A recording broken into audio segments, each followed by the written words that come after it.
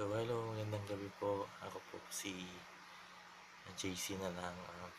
Ang love life kasi parang vegetable salad lang yan. So, paano ba gumawa ng vegetable salad? Una, kailangan mo ng ketchup at saka ng mayonnaise yung medyo matamis para masarap, diba?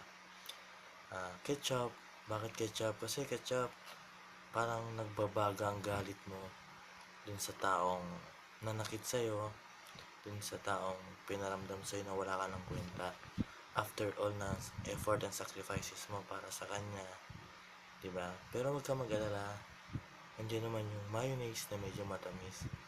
Ito yung ito yung taong pwedeng gumabay sa atin, bigyan tayo ng advice.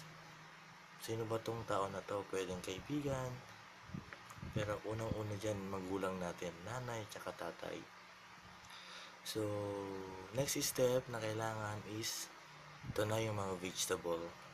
So, alam niyo naman na familiar na kayo dun sa mga vegetable na kailangan sa vegetable salad.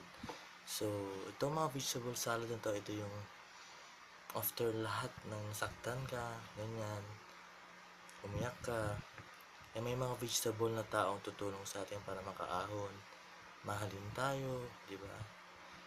Ito yung mga taong tunay na nagmamahal sa atin. Sila yung mga masusustansya magpaparamdam sa atin na may kwenta tayo, di ba? So, yun lang. Wala akong magawa. So, good night. Thank you.